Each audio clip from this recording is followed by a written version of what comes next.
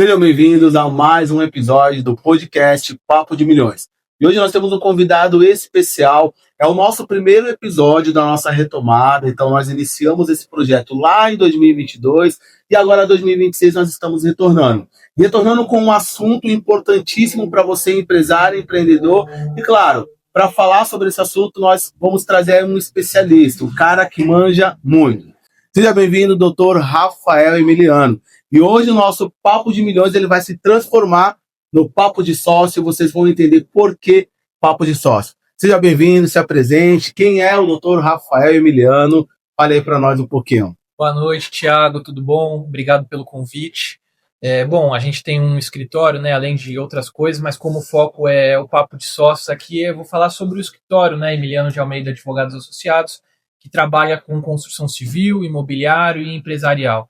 E aí dentro do direito empresarial, uma das áreas é o direito societário, que é uma das áreas que eu mais gosto particularmente, que eu boto a mão mesmo, que eu não delego muito, porque eu gosto muito de trabalhar com o direito societário, porque além das emoções, além dos processos, a parte técnica é muito rica, porque existem várias formas de estruturar uma sociedade, existem várias ferramentas para que uma sociedade venha a fluir de forma adequada, e aí acho que é sobre um pouquinho disso que a gente vai falar hoje, e é um assunto que eu gosto bastante. Perfeito. Obrigado. E é importantíssimo falarmos sobre esse assunto, porque o que acontece?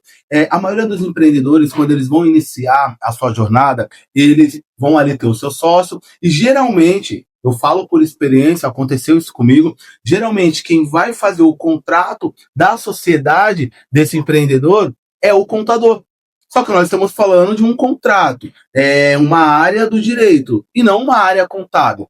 Qual é a sua opinião como especialista para esses empreendedores que estão começando agora e eles estão deixando na mão de um contador que não tem experiência jurídica para conduzir algo tão importante como um contrato de sociedade? Perfeita colocação, Thiago. O contrato é algo jurídico, né? Então não é tão simples. Qual que é a minha recomendação para quem está começando agora, focando na pergunta, né? Porque se a pergunta fosse aberta, qual que é a recomendação para o empresário? Advogado. Vai pensar estrutura negocial? Tem que ser com um advogado especializado no direito empresarial. Agora, a pergunta foi para o empreendedor que está começando. E aí vem aquela questão, né, dos honorários. E a gente sabe que para iniciar uma empresa, a gente tem todo o custo de implementação. A contabilidade é obrigatória. Eu não consigo fazer sem o contador responsável pela empresa. E ele já vai me dar um contrato social. E aí nem sempre eu vou ter o dinheiro para contratar em paralelo um advogado. Registro de marca é importante? Mas aquele que está começando nem sempre vai ter o dinheiro de contratar assessoria para registro de marca, para as taxas do INPI, né, para proteger aquele nome da empresa, para proteger um produto. Tudo isso é importante, mas nem sempre o empreendedor que está em início ali da empresa consegue fazer tudo isso. Então, qual que é a minha recomendação? Se estiver sozinho, está iniciando uma sociedade unipessoal, vai iniciar como empresário individual, mas é uma empresa de uma pessoa só, até vai. Faz do jeito que o contador falar. Quando for crescer, quando for se associar, aí consulta um advogado. Então passa. Por quê? Porque é só você. Primeiro, você não vai brigar consigo mesmo. Sim, correto. Sabe aquelas pessoas que são tão briguentas que brigam com a própria sombra, né? Brigar, cara, confusão com a não briguei sombra. com ninguém hoje, a minha sombra, o cara briga até com a sombra dele. Mas assim, a gente não vai ver uma briga entre sócios. Então, aquelas regras que vão estar lá na época da constituição da empresa é mais para inglês ver, porque o sócio é o único. O contrato social lá de constituição está falando que o balanço ele vai ser feito uma vez só no ano. Ou seja, se eu só tenho um balanço uma vez no ano, eu não posso retirar lucro todo mês. Eu vou receber meu prolabore, que vai ser deliberado. Agora, lucro eu não posso. Mas quem que vai reclamar se só tem eu de sócio? Então, quando a empresa é iniciada sozinha, aquelas regras que constam lá no contrato é mais para inglês ver. Agora, quando eu for me associar, é importante sim contratar um advogado para revisar aquelas regras, porque do contrário, aquele que comprou a empresa, ou aquele que chegou como investidor, ou aquele que chegou simplesmente com expertise de mercado e vai se associar, ele vai pegar carona naquele CNPJ que já existe. Só que o CNPJ não é aquele conjuntinho lá de 11, 12 números, tá? Não, é tudo aquilo que vem com ele, e com ele vem um contrato social com regras pré-definidas. Então aquele que está entrando na sociedade, ele olhou se o contrato social fala se um dos sócios pode onerar a empresa sozinho. Por exemplo, eu posso dar à empresa em garantia de uma compra de um imóvel pessoal? Não sei, é o contrato social que vai falar. O contrato social fala quem que vai movimentar a conta, se eu posso movimentar a conta com uma pessoa só, se eu vou precisar de duas assinando para tomar um empréstimo pela empresa. Então são algumas questões que só vão dar problema quando acontecer. E não é o ideal. É o ideal que seja previsto. Então, quando eu vou constituir aquela sociedade, que eu revise todas as regras para que elas fiquem adequadas para dois e não só para um. Eu já participei de várias quebras contratuais entre sócios, né? Por incompatibilidade, porque o sócio um estava sendo onerado, porque eles não tinham mais a mesma visão de negócio. E o que eu entendi ao longo de toda a minha experiência, de todas as sociedades que nós participamos ali do distrato, é que a falta de alinhamento é o que leva uma sociedade a ruir. E a falta de alinhamento, ela vem de um contrato, porque o alinhamento ele tem que ser pautado num contrato que é feito. Então, o que seria mais difícil? No caso de um sócio, quando ele vai passar por essa situação de fazer um distrato de uma sociedade, porque às vezes apenas visões diferentes, como nós já fizemos, ou até mesmo o caso de um roubo dentro da sociedade. Qual é a parte mais difícil para conseguir realmente fazer esse distrato de uma forma onde a empresa não seja mais prejudicada do que já foi para chegar nesse momento? A parte mais difícil, quando a gente pensa operações, é antecipar e prever situações. Porque depois que já aconteceu aquele problema, aquela divergência, como você falou, às vezes não é uma divergência, um rombo, um desvio de valores. Às vezes é uma divergência de pensamentos. Os dois sócios, eles eram solteiros, e aí depois que a empresa começou a andar, depois de algum tempo, um deles casa, e a prioridade dele deixa de ser a empresa, então ele não coloca mais tanta energia, ou ainda no meio do caminho, aquele sócio era sócio de uma empresa só, os dois sócios eram sócios de uma empresa só, e no meio do caminho, um deles vem a constituir outras empresas com outras pessoas, começa a desfocar, né? O foco dele passa a ser direcionado para várias empresas, e aí começa aquela sensação de desequilíbrio, né? Pô, eu estou dando 100% de mim, o meu sócio está dando 20%, porque ele tem 5 empresas, então eu pressuponho que ele dá 20% de foco em cada empresa, então está desequilibrado. Por que a gente ganha a mesma coisa? E aí, quando essas coisas começam a acontecer, eu tenho que ter previsibilidade do que eu posso fazer. E a gente só consegue ter isso se tiver muito claro dentro de um contrato. No dia que nós tivemos uma reunião, só para vocês entenderem o contexto agora da minha próxima pergunta, e nessa reunião estava o Dr. Rafael e o Kaique, que é sócio dele numa outra empresa que ele tem, e quando nós resolvemos criar o Papo de Sócio no Empreende Baixada, o Dr. Rafael me mostrou o contrato que ele fez com esse sócio. E um contrato, eu tenho experiência na área, eu sou um gestor de negócio, um contrato que eu nunca tinha visto. E eu achei muito interessante a clareza do contrato, justamente essa previsibilidade, você prevendo situações que não aconteceram e que talvez numa conversa quando nós vamos iniciar uma sociedade, nunca vai acontecer, só que não existe esse nunca, como você falou, pode acontecer. Então eu entendo a importância de um advogado ele conduzir o contrato. E claro, não qualquer advogado. Você buscar um advogado com referência, você buscar a melhor opção, porque quando é igual um casamento. Quando ninguém casa para separar, ninguém casa para um divórcio. Ninguém casa, vou casar hoje, daqui 2 anos eu vou me divorciar. Ninguém faz isso. Mas divórcios acontecem. Mas se divorciar, o que vai acontecer? Né? E é o que acontece com uma empresa. Então, eu acredito que essa previsibilidade ela é fundamental para que a própria empresa ela tenha garantia, seja uma empresa sustentável, não fique refém, um dos sócios saiu e a empresa foi à falência. O senhor já participou de algum caso onde o senhor fez ali todo o processo do distrato e o contrato ele não era um contrato claro e no final a empresa foi a maior lesada, a maior prejudicada, e acabou indo à falência. Já aconteceu algum caso desse? Não, de ir à falência nunca tive esse desprazer, porque eu nunca intermediei um distrato de uma empresa não saudável. Então, eu não passei por esse desprazer, eu digo, é normal, mas eu, particularmente, nunca tive essa experiência negativa, porque quando a gente está diante de um distrato de uma empresa saudável, a gente tem margem de manobra. Quer dizer, a empresa antecipa uma retirada, uma apuração de haveres, e mesmo que ela fique negativa, ela vai continuar girando, não vai chegar a quebrar ou a falir. Então, você tem muitas margens para manobra. Agora, que eu já vi muitas situações que se tornaram problemáticas por conta de contratos sociais omissos, isso sim, porque quando a gente se depara com o distrato, um dos sócios vai sair. Tá, mas o que vai acontecer? Se houver essa divergência de ideia, eu estou exatamente com um caso nesse momento agora, que a gente acabou de judicializar, é um contrato social que fala que, no caso de quebra da affectio societatis, o sócio pode ser excluído.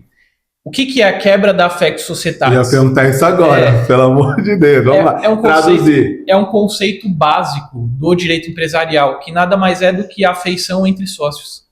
Porque quando uma sociedade ela é estabelecida, eu pressuponho que eu tenho uma afeição para que aquela sociedade aconteça. Sim. E é muito discutido na justiça, né, na jurisprudência, se a quebra daquela afeição é suficiente para quebrar a empresa. Então, assim, os sócios entraram com 100 mil reais cada um para começar uma empresa pequenininha, só que daqui a 3, 4 anos, aquela empresa do valor de mercado inicial de 200 mil, 100 mil cada sócio integralizou, ela está valendo hoje 1 milhão. E aí eu tenho uma quebra da afeição entre os sócios. Tá, e aí eu posso quebrar? Um sócio pode tirar o outro pela simples divergência de ideias, o que fez a afeição ser quebrada. Eu estou com um caso nesse exato momento, não vou falar empresa, é uma empresa de tecnologia, do ramo da tecnologia, situada na capital, em que os sócios passaram a divergir em relação a valores, porque um queria tirar a funcionária que estava grávida, a outra já entendia que não, que aquilo era ético, que tinha que manter a funcionária a que título fosse, a qualquer custo, porque aquilo era inegociável para ela, enquanto para o outro já não era. E aí isso começou a criar, não só esse ponto, mas vários outros, em que as ideias não batiam mais. E aí houve a intenção de excluir aquele outro que era minoritário. Só que o contrato social, ele falava assim, que neste caso deles, era permitida a quebra da empresa, a quebra parcial da empresa, né? Retirar um sócio pela quebra da affectio societatis, que é exatamente isso. A afeição entre os sócios acabou. Tá, mas o contrato social não falava quem tira quem.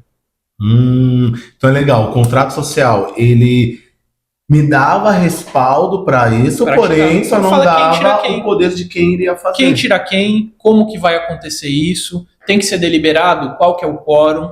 Então, o contador, às vezes, quando ele faz um contrato social, digo por experiência própria, na melhor das hipóteses, ele vai fazer um copia e cola de um contrato bom. Ele não vai estruturar cláusulas para o negócio específico. Ele vai pegar um contrato social parecido, de uma empresa constituída parecida, vai fazer uma adequação ali e vai entregar para a sua empresa. Ele não vai construir pensando na sua realidade, nos seus senãos. Então, eu vou começar uma sociedade, mas eu já tenho algumas ressalvas com aquela pessoa. Isso é motivo para não começar? Não, não é, desde que eu esteja devidamente protegido. Eu falando isso para um advogado, eu consigo construir cláusulas de proteção, que foi o que você mencionou da minha sociedade com o meu sócio. Eu tenho uma outra empresa além do escritório que ela é da construção civil. E na construção civil eu tenho várias possibilidades. Se eu destratar com o empreendimento em andamento, como que eu apuro o valor, o valuation de uma empresa com empreendimentos em andamento e todo o valor já investido e os recebíveis futuros dos empreendimentos. Então, a gente criou uma situação bem clara e não precisa ser tão técnico, pode ser o linguajar pode ser simples. Se acontecer tal coisa, o resultado vai ser tal coisa, caso a empresa venha a ser desfeita. O importante é a informação estar ali. Você não precisa trazer um português culto, rico. A informação estando ali dentro de um contrato. Ambos tendo acesso a essa informação. Ciência Tá tudo resolvido. Eu acredito muito que no alinhamento de expectativa. Quando há um alinhamento de expectativa claro, acredito que as coisas elas performam de uma forma melhor. Perfeito. Doutor Rafael, eu quero fazer uma pergunta, claro, para o senhor como advogado, mas também deixando um pouco o direito de lado como empresário. O senhor também é sócio de uma outra empresa que não tem nada a ver com a área do direito. O senhor acredita que uma sociedade desgastada existe a possibilidade de recuperar? Por exemplo, você e o seu sócio em uma outra empresa, houve o desgaste natural da relação, ou por alguma situação que tenha acontecido em âmbito pessoal ou até mesmo profissional, posicionamentos diferentes. Nós estamos num ano bem complicado, um ano político. Posicionamento político. Um vota na esquerda e o outro é de direita. Então, ali há todo aquele conflito entre os sócios. Então, a relação se desgasta. Você acredita que é possível resgatar essa sociedade mesmo após um desgaste? Sim, eu creio que com a intenção dos dois lados é possível. E aí já vai para uma área que não é a minha, que é a área jurídica, já vou para a sua área, né? Sim. Que é a área da consultoria. Eu acho que estabelecer com um conselho consultivo, contratar um profissional para mediar e para reestruturar processos que estão desgastados é o primeiro passo, porque na maioria das vezes esse desgaste vem da falta de processos, né? De uma expectativa frustrada de que o outro sócio fizesse algo, mas que o outro sócio nunca pensou em que era dever dele fazer algo. Porque não tinha clareza. Porque não tinha clareza, exatamente. Então, o meu conselho para quem vive essa situação é contratar alguém externo, porque às vezes alguém externo vai olhar a situação de uma forma que a gente não vai conseguir enxergar, porque a gente está ali no furacão, né, no olho do problema. Agora, como advogado, eu estou passando por um problema, um exemplo, na minha sociedade, e eu não tenho clareza que seria interessante eu contratar um consultor de negócios para analisar os processos da minha empresa. E aí eu contrato um advogado porque a relação está tão desgastada que eu cheguei já ao ponto que eu não quero mais. Então eu contrato um advogado, explico para ele tudo aquilo, não quero mais a sociedade, não está legal para mim. E aí você, como advogado, você identificou que a sociedade ela tem muitos frutos ainda a dar. Só houve ali uma divergência de opiniões. Como que o advogado iria intermediar essa situação? Eu te contratei para fazer o distrato e você entende que o distrato não seria o melhor para aquela empresa. Como advogado, o seu papel vai ser defender aquilo que eu quero, meu posicionamento que é o distrato, ou defender a empresa e tentar de alguma forma mediar e conciliar para um acordo, para uma conversa, para um alinhamento? Depende de quem me contrata. Aí sendo bem sincero, porque quando a empresa me contrata, uma ruptura por qualquer dos sócios, qualquer que seja, é prejudicial para a empresa como um todo. Então, se eu estiver advogando para a empresa, eu vou sempre tentar mediar algo que seja mais interessante para a empresa enquanto instituição. Perfeito. Agora, se o sócio, pessoa física, já desgastado, me contrata, não sou eu que vou opor ressalvas à intenção dele. Você vai defender os direitos dele, os interesses dele. Porque se o sócio chega para mim falando, já tentei de tudo, ou mesmo que ele nem fale que já tentou de tudo, mas ele fala, eu quero. Mas você já tentou de tudo? Não importa se tentou ou não. Ele chega para mim falando que quer sair. Não sou eu que vou tentar adentrar aos motivos dele, porque eu não sou psicólogo, eu sou advogado. Então, nessa condição, eu vou simplesmente falar para ele quais são os direitos dele. Se juridicamente for ruim a saída, eu vou falar o porquê que é ruim a saída, mas não por uma questão econômica da empresa, mas por uma questão jurídica. Quando, por exemplo, a situação dele, diante do contrato social dele, não permite obter lucros futuros, o que é muito normal. A regra da lei é você partilhar os haveres daquilo que a empresa tem hoje. Então, esse negócio de você pegar lucro futuro de até 5 anos, isso é mito. Só vai ser permitido se o contrato social disser.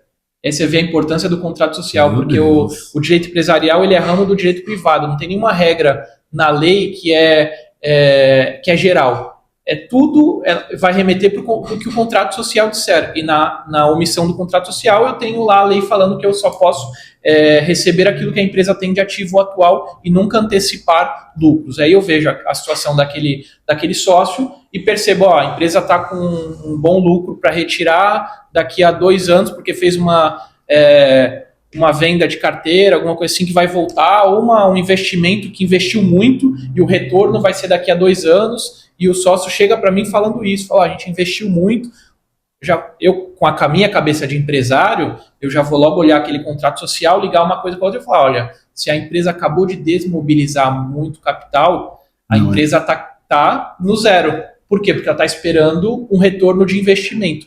Se ele sai agora com um contrato social não permitindo antecipar lucros, na hora que eu for fazer o balanço de determinação, que é o balanço que se faz na época da saída de um sócio, seja amigável, seja litigiosa, a regra é a regra do balanço de determinação. Faço o ativo menos passivo e o sócio sai com aquilo. Se a empresa acabou de investir tudo, o que ele vai sair? Ele vai sair com nada. E aí eu vou recomendar, por uma questão jurídica, que ele segure até a empresa começar a ter o retorno dos investimentos, 1, 2, 3, não importa. Agora, se ele falar, não, eu quero sair mesmo assim, então tudo bem, você vai ter prejuízo econômico, mas... E vai procurar a melhor forma de beneficiar o seu cliente de algum jeito. Perfeito. Com responsabilidade também, né? Você pode judicializar, mas vai perder, vai sair com zero. Na sua opinião, tanto como sócio quanto como advogado, o que pesa mais dentro de uma sociedade? O dinheiro ou o poder, a tomada de decisão? O sócio administrador, que é o sócio tomador de decisões, o sócio que gerencia tudo, o CEO da empresa, ou aquele sócio que é 50-50, mas o sócio que não está no comando da empresa? O que mais pesa? Então, aí entra o seu papel como advogado, que já participou de várias situações, tanto iniciando uma sociedade, como finalizando, mas também como empresário. O que pesa mais, na sua opinião, para você? Para mim, como pessoa, depende também, porque o que eu ia falar depende do perfil da pessoa. Eu acho que a questão é você ter uma pessoa que quer poder na condição de investidor, só que ela tem expectativa de ter poder. Vai frustrar. O contrário também.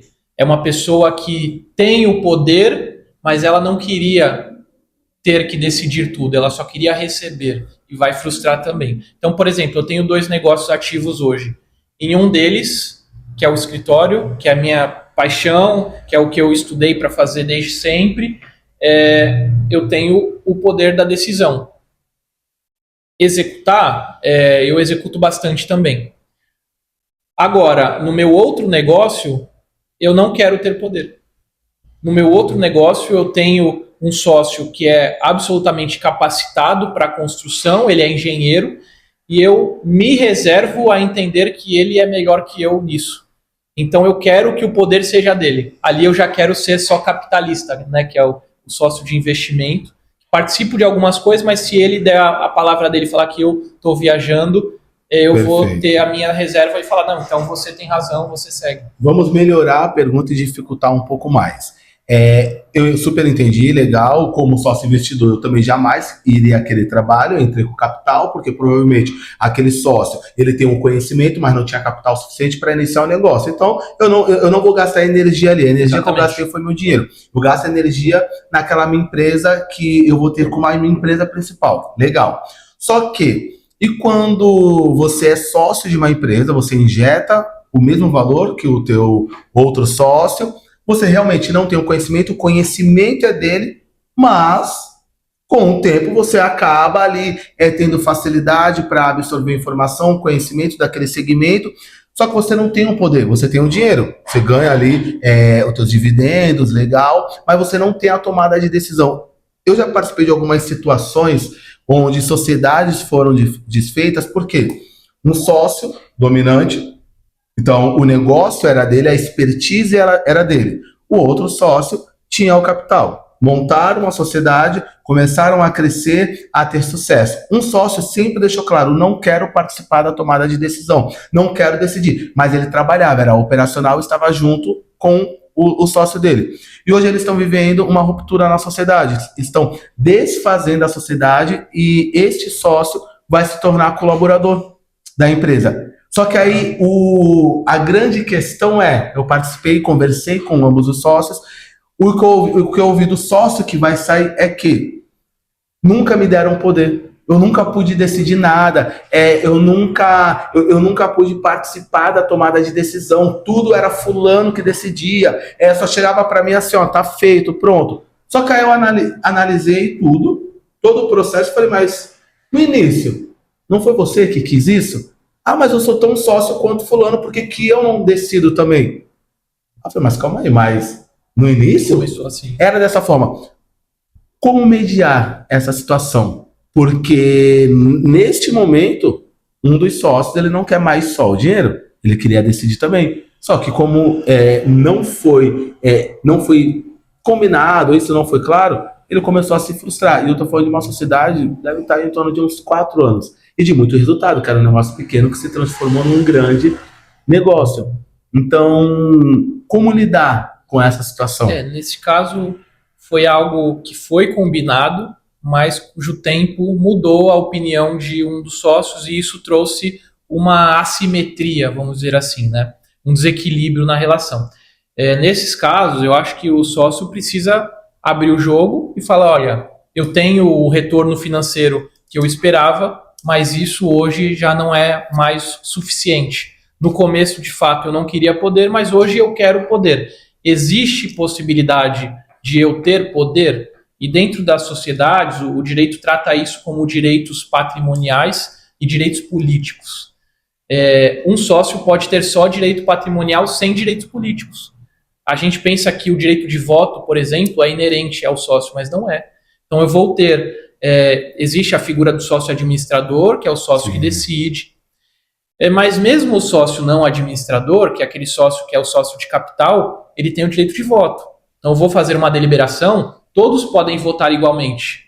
Porém, se eu retirar desse sócio os direitos políticos, ele não vai votar. Então existe isso? Existe. Existe o sócio sem direito de voto. Existe o sócio só com direito de voto. Pô, existe isso? Um sócio que vai fazer uma distribuição de lucro e ele não recebe nada? Existe. Já pensou nisso? Uma empresa em que tem um sócio que ela foi saudável, no final do ano teve um balanço, a demonstração de resultados do ano lá, a DRE, e saiu lá 1 milhão de resultados. São 3 sócios. Bom, eu tenho a regra que eu permito a distribuição igualmente, então eu em tese distribuiria 33% para cada um. Porém, se eu tiver um sócio só com direitos políticos, assim determinado no contrato social, os lucros vão sair para 2 sócios. E o senhor já pegou algum caso? Já. Porque qual é a lógica de você ser sócio de uma empresa onde você receber nada, vai gastar energia e não vai participar? A lógica é que às vezes você estar dentro do guarda-chuva daquela empresa te abre negócios para algum outro negócio seu. Ou, por exemplo, não sei, uma empresa vai de mídia e aí eu quero participar dela para ganhar mídia, para crescer a minha figura, para dar frutos para outros negócios. Então, eu acho que as relações empresariais, elas têm que entender aos anseios pessoais. E os anseios pessoais são infinitos. Pô, não importa, eu quero estar nessa empresa só porque eu quero. Eu entrego minha força de trabalho só para poder dizer que eu sou sócio. Lá, legal. Tudo bem para vocês, sócios patrimoniais e políticos. Então, os outros sócios têm os direitos patrimoniais, têm os direitos políticos, e eu só tenho o direito político. Só o de aparecer, de votar, de ostentar a condição de sócio, mas eu não tenho direito patrimonial, quer dizer, eu não recebo nada em decorrência daquela atividade. Então isso existe. Então se os sócios sentam, eu tinha só o direito patrimonial, mas hoje eu quero ter direito político também. Eu quero ostentar a condição de sócio, eu quero votar, ou no caso que você citou especificamente, ele queria poder, ou seja, ele queria, pelo que eu entendi, a condição de sócio administrador, para ser um executivo, né, um CEO da empresa, um CEO, uma duplo CEO ali. Se ele abre aquela intenção e a direção ali da empresa fala, não tem espaço para isso, a gente constituiu com você por causa do que você manifestou lá atrás, há 4 anos atrás, hoje a gente não enxerga como mudar isso. Aí eu não vejo solução senão a retirada da empresa e a constituição de uma nova, onde ele possa exercer esse poder que ele esperava ali na outra empresa, que não deu a ele essa oportunidade. Sempre quando eu estou palestrando, dando aula, muitos empresários falam para mim que não compensa ter sócio. E eu já tive sociedades frustradas, onde não foi uma experiência boa, na real, uma experiência muito traumática, perdi o sócio e o amigo. Mas hoje eu tenho sócios dentro da minha empresa e eu acredito demais na sociedade. Eu acredito demais no formato em você ter um sócio. Porque eu acredito que ter sócio é você dividir a responsabilidade, é você dividir o fardo, é você dividir o peso. Ter sócio é você ter alguém para caminhar junto com você em busca daquele objetivo. Eu acredito também que na constituição do sócio é ideal para estar ao teu lado, vai ser aquele sócio que tem a mesma visão que você, mas um sócio que tem habilidades que você não tem, porque ele vai suprir aquilo onde você não é tão capaz assim. Então ele tem aquela habilidade. Qual a sua opinião a respeito disso? Ter sócio é bom? É ótimo. Eu no escritório hoje sou eu e minha esposa, né? Então é uma sociedade totalmente parcial, né? E a gente sente falta, porque, por exemplo, a gente vai viajar, são os dois sócios em viagem. E é a sociedade da vida, né? No trabalho e em casa. Exatamente, mas tá os dois viajando, eu sinto falta de ter alguém no escritório com poderes e responsabilidades de sócio para dizer, olha, estou viajando, mas meu sócio vai entrar em contato com você para concluir isso. Então, acho que foi um pouco disso também que me levou a constituir a construtora já num formato de sociedade. Tem muita gente que inicia sozinho e depois amplia, né? A construtora não, a construtora a gente já iniciou num formato de sociedade, porque eu entendi que isso é muito importante, não só você dividir as capacidades técnicas para a expansão do negócio, como você citou, mas também as responsabilidades de sócio, né? Não tem como você equiparar um colaborador, um associado ao sócio, né? Você achar que um funcionário seu vai desempenhar numa reunião como um sócio desempenharia, né? Pensando no êxito do negócio. Então, acho que essa figura ela tem que ser de sócio e é muito bom ter sócio.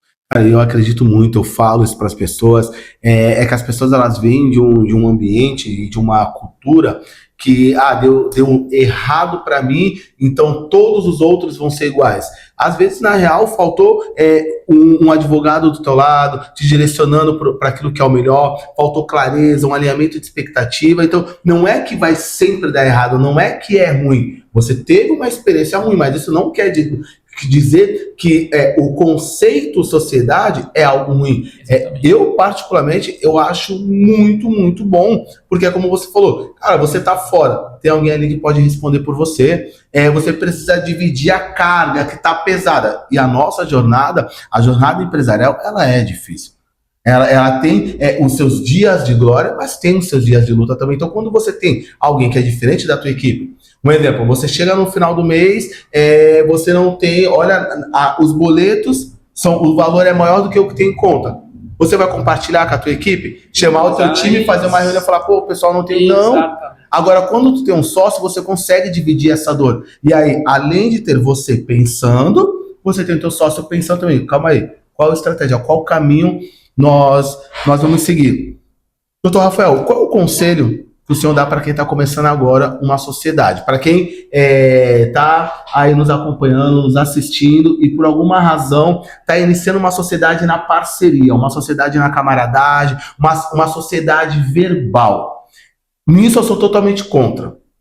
Cara, não comece nada de qualquer jeito. Comece do jeito correto. Ah, Thiago, mas eu não tenho como contratar um advogado. Cara, dá um jeito, mas busque a melhor opção, que é ter um respaldo jurídico para quê? Lá na frente você não ter problemas.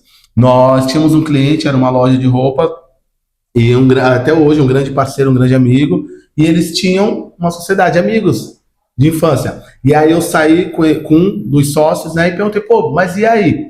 Após a quebra da sociedade, a amizade continuou? E ele me respondeu, perdi a sociedade e perdi o amigo. Por quê? Fizeram uma sociedade, sentados, conversando, tu faz isso, eu faço aquilo, tá tudo bem. O primeiro ano é lindo, maravilhoso, o segundo você tá colhendo os frutos, continua sendo algo muito positivo. No terceiro, quando as coisas já não estão performando da forma que você esperou, começam os grandes conflitos. No quarto ano você não consegue sustentar. É a hora que você vai quebrar, só que olha só, perdeu o amigo de uma vida, cresceram juntos. E hoje são grandes inimigos em rede social, debates e tudo mais, justamente por conta disso. Então, com base em toda a sua experiência e na sua visão de negócio, qual seria o conselho para essas pessoas que estão iniciando a jornada empreendedora como sócios? O que fazer? Bom, primeiro que não fazer, nunca negócio verbal, como você disse. Também já vivi experiências assim, vendo clientes, já vi sociedade verbal, era uma sociedade de um só, e aí tinha um outro de fundo que virou sócio, mas não está no contrato social e se identificavam como sócios, mas isso gerava expectativas, gerava frutos financeiros, tá, mas quais são os termos dessa sociedade se eu não tenho nada escrito? Contratos de investimento verbal, um era sócio investidor, botava tanto como expectativa de retorno, tá, mas qual que é a expectativa de retorno? Para ter esse retorno, precisa empregar expertise, precisa fazer lobby pela empresa, em que vai consistir esse lobby, quais são os meios que a empresa quer entrar, que esse investidor de fundo pode abrir, porque eu já vi muita gente que entra como sócio de fato, porque a empresa quer ter acesso a um determinado grupo de pessoas que aquele investidor pode abrir. Tá, mas qual que é o grupo de pessoas? Qual que é o segmento? Já vi prestação de serviço que se confundiu com sociedade por não ter algo muito claro entre sócios. E aí já vi remuneração que era pontual por trabalho, era um contrato Brasil versus Estados Unidos. Brasil geralmente se contrata com pagamento fixo mensal. Estados Unidos remunera por trabalho. E aí a parte brasileira tinha expectativa de ganhar todo mês, ganhou o primeiro mês um bolão de dinheiro, por quê? Porque lá nos Estados Unidos trabalham por tarefa, eles pagam e você tem que me entregar tudo isso aqui. Se for 6 meses, eu vou te pagar, você tem 6 meses. E aí a parte aqui do Brasil recebeu o primeiro mês, gastou tudo. Acharam que estavam ricos. E aí no segundo mês, quando ia cair a parcela, cadê a parcela? Não. Aí a parte dos Estados Unidos falou, não, aqui é pagamento por tarefa. Você tem isso aí para fazer tudo. Todos os subcontratos, tudo que eu te pedi, você tem que executar com isso. Então a falta de algo escrito cria esse tipo de divergência. Então qual que é o meu conselho para quem está começando hoje e não tem condições de estruturar um bom negócio? Estrutura você mesmo.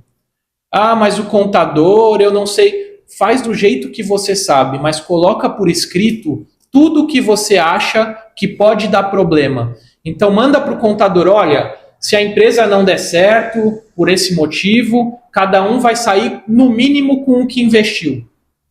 Isso é ótimo, porque às vezes a empresa pode estar negativa. E se cada um tem que sair no mínimo com o que investiu, a empresa vai ter que dar seus pulos para poder pagar aquele que está saindo e quer recuperar o investimento.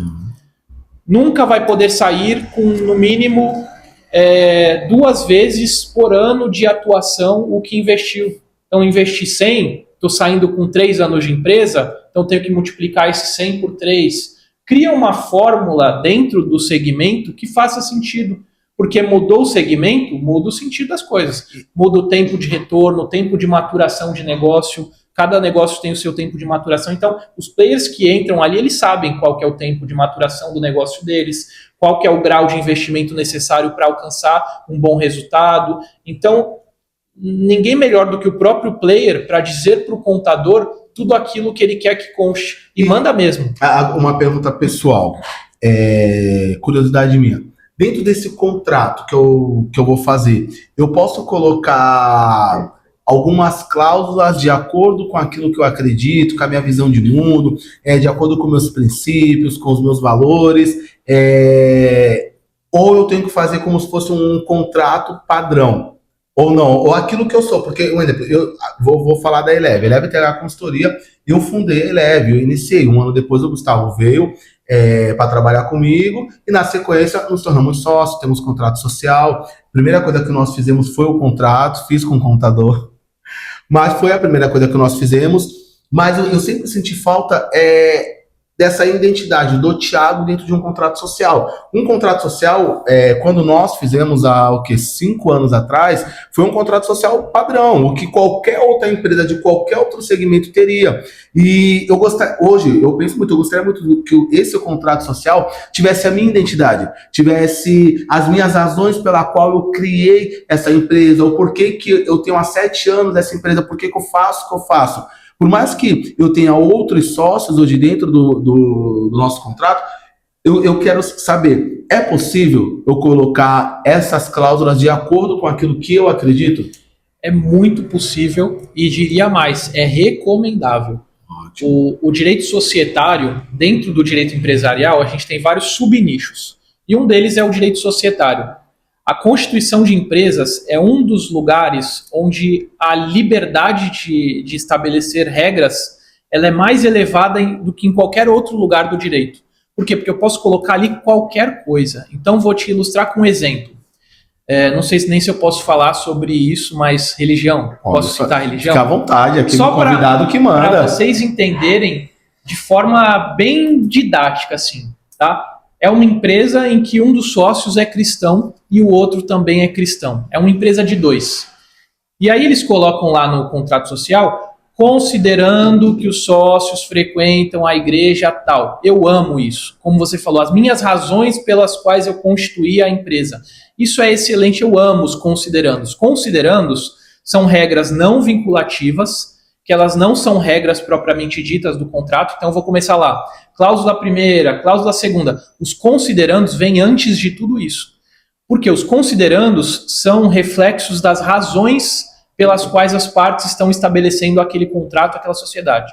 Então, considerando que os sócios são cristãos, considerando que os sócios são casados, considerando que os sócios gostam de animal, você pode colocar qualquer coisa ali. Por quê? Porque lá na frente, se algum dia isso der problema, o juiz vai interpretar aquele contrato. Você quer que o juiz interprete conforme o que ele acha, os valores e os vetores dele, ou você quer que o juiz interprete o seu contrato com os seus valores, interprete o seu contrato dentro da sua circunstância? E isso faz todo sentido, porque na hora de ser discutido, o juiz não tem como saber por qual razão você constituiu aquela empresa. Se você coloca as suas razões, o juiz é obrigado a se vincular àquilo. E se ele julgar de qualquer modo diferente, você vai falar, juiz, você está julgando, mas você não está observando aqui, ó, que a razão foi essa. Isso muda tudo. Então eu posso colocar uma cláusula agora saindo das razões determinantes, indo para as regras propriamente ditas. Posso colocar em contrato social que se meu sócio deixar de ser cristão, ele está retirado da empresa? Boa pergunta. Posso. Posso colocar no contrato social que se meu sócio divorciar, ele sai da empresa? Sem nada? Posso? Caramba.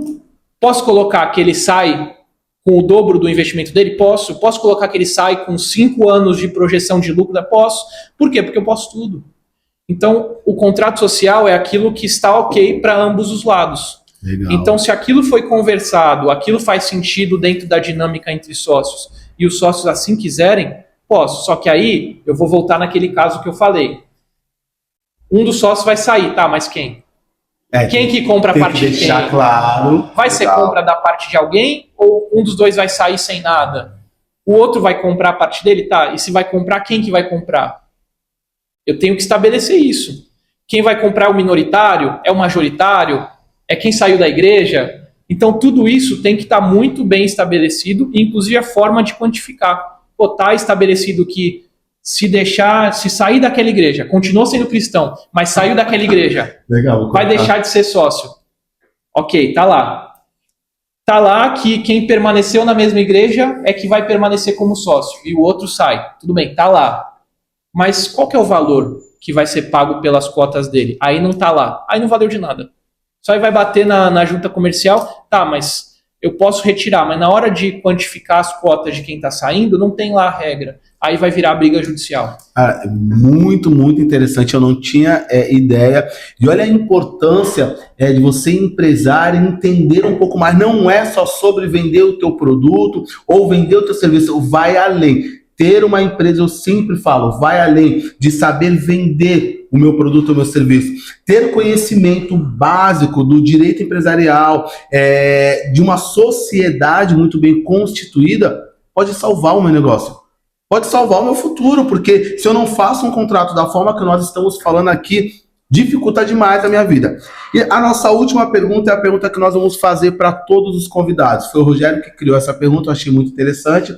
Nós fizemos um episódio teste, que foi comigo, eu era entrevistado, ele me fez essa pergunta, eu achei interessante.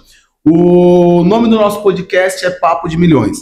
Doutor Rafael, o que é ser milionário para o senhor? Ser milionário eu não posso falar que eu sou milionário se eu não tenho, no mínimo, 1 milhão, né? Ser milionário em saúde, ser milionário em tempo, né? E aí eu começo a migrar para outros valores. Se eu falar que eu sou milionário e não tenho 1 milhão na conta, eu acho que eu vou estar mentindo. Eu também não posso falar isso aqui que eu posso, né? Eu tenho aversão à mentira, sabe? Esses falsos coaches. Sim. Aí hoje todo mundo tá no perfil lá do Instagram mais de 1 milhão faturado, de faturado. Aí você vai ver o lucro. 50 mil reais em 5 anos, né? Isso. Então, eu tenho aversão à mentira e, pô, às vezes não é mentira. Eu faturei 1 milhão, mas eu lucrei 50 mil. E aí eu exponho isso a público como se eu fosse um milionário. Não é milionário. Então, eu sei que eu posso interpretar isso sob várias óticas, né? Milionário em saúde, milionário em relações familiares, mas sejamos sinceros. Empresa é privado, patrimônio. Se eu falo para alguém que eu sou milionário, eu tenho que ter capital meu próprio, desonerado, sem dívidas, de 1 milhão. Porque de nada adianta eu financiar um imóvel de 2 milhões e ficar pagando lá as parcelas, se 1 milhão e 900 pertence ao banco, eu só paguei 100 mil reais e coloco lá, milionário do ano. 2 milhões de reais faturados e meu lucro é 10 mil reais. Ou nem tem lucro. Ou nem tem casos, lucro, nem né? tem lucro. Tá ainda na fase de investimento, não viu nem a cor do investimento e já está colocando lá no perfil mais de 10 milhões faturados. Existem negócios cujo faturamento é altíssimo. Construção civil. Você faturar 1 milhão na construção civil é nada. Você pega um contrato de 1 milhão de reais assim. Só que aí você vai para subcontratações, por quanto uma obra te exige, é 800 mil de valor empregado e o teu lucro efetivo é de 200 mil. E se você fizer alguma coisa errada, você ainda fecha no vermelho. As ações que você pode sofrer depois por vícios, e aí você bota um passivo oculto e o teu lucro vai diminuindo. Então, para mim, milionário, assim, sem mentira, sem falsa modéstia, para falar eu sou milionário, tem que ter 1 milhão de reais desonerado, livre, meu, não é do banco, não é de ninguém, obtido com potencial próprio, porque culpa também um herdeiro que é herdeiro de uma família que tem 1 milhão e passou 1 milhão em doação para ele. Essa pessoa, para mim, também não é um milionário no conceito, no espírito de ser, né? Não tem um espírito de milionário. Essa pessoa é um herdeiro, não é um milionário. Então é quem fez 1 milhão limpo, honesto, com capacidade própria. E o interessante dessa pergunta é que com cada convidado nós teremos uma resposta. E para todas as respostas estão corretas, porque é a visão de cada um, é a percepção, é aquilo que cada um acredita. Mas eu gostei demais da resposta, porque foi uma resposta técnica. Eu acredito, eu compacto da mesma linha de pensamento. O que é ser milionário? É quem tem 1 milhão limpo ali na conta. Ponto. Não vamos fantasiar. A matemática ela é simples. Milionário, 1 milhão. Tem, não tem? Não tem, tem. Não é não tem? Pronto. Não é. Acabou. E olha só que interessante, pessoal.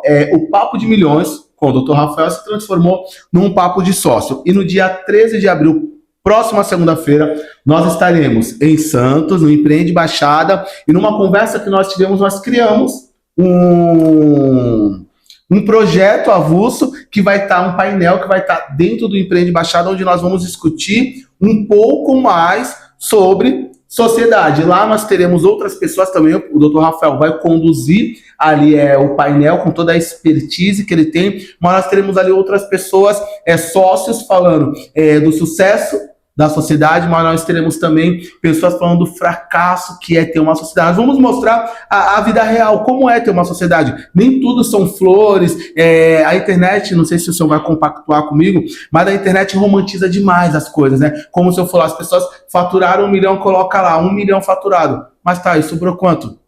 Então, a internet, ela veio para facilitar a nossa vida, isso é muito legal. Esse conteúdo, nós estamos conseguindo chegar até você com esse conteúdo. Então, olha que interessante, lá atrás, não vou falar na nossa época, senão eu vou falar que eu sou velho, mas lá atrás as pessoas não tinham acesso a tanta informação igual eles têm hoje, só que assim, a internet também, ela veio para romantizar aquilo que não é romântico. Então, assim, é ser empresário no país. O Brasil hoje é o quarto pior país do mundo para se ter negócio. Nós temos uma política instável, nós temos muitos tributos, taxas, impostos que nós pagamos. É muito difícil um empresário. Nós temos uma estatística que diz que a cada 10 empresas, 7 vão à falência nos 5 primeiros anos. Ou seja, não é fácil empreender no Brasil. Mas eu acredito que o Brasil também é um país muito bom de se ter negócio. 67% da população brasileira está envolvida com empreendedorismo. Então, olha só, nós empreendedores movimentamos aí 1/3 do PIB, 52% dos empregos formais. Então, eu acredito muito que se você trabalhar de forma honesta, tiver clareza naquilo que você está fazendo, buscar informações, acredito que as coisas elas performam melhor. Então, no dia 13, nós estaremos lá. O Dr. Rafael vai estar lá no palco, compartilhando seu conhecimento. Vocês viram aí que tem muito conhecimento para compartilhar. E, Dr. Rafael, no dia 13, qual é a linha que o senhor vai seguir? Claro, vai ser papo de sócio, nós daremos continuidade a este conteúdo falando sobre sociedade. Mas lá nós teremos a sociedade de sucesso e a sociedade que não deu tão certo assim. Nós vamos mostrar a realidade. Qual é a linha que o senhor vai seguir, já que nós vamos dar total liberdade para o senhor conduzir da melhor forma possível ali, dentro da sua expertise, só para a gente soltar um spoiler para as pessoas se prepararem para o que está por vir? Bom, eu estou primeiro muito ansioso para ouvir essas histórias, né, que deram certo, que não deram certo, e a linha e o que vocês podem esperar aí são exemplos reais, exemplos concretos e o que poderia ou não ser feito. Eu acho que mais do que falar sobre regras, a gente pode acomodar esses assuntos dentro dessas histórias, dentro das dúvidas que podem ser feitas, e por isso que eu estou ansioso, porque, como eu te disse, a regra ela é infinita. Eu posso criar regra para qualquer coisa. Agora eu quero saber das histórias, quero saber da fofoca. E é legal, porque cada caso ele é único. Ele é único. Já que os contratos eles são tão personalizados e tão pessoais, se a gente começar a falar de casos, a gente vai ter que gravar uma novela. Exatamente. Aqui não só um episódio de podcast. Mas, doutor Rafael, quero agradecer a sua confiança aí. Para quem não sabe também, doutor, coloca lá o logo dele para eu não falar errado, o escritório. Cadê? Meu estagiário tá... Olha, ó.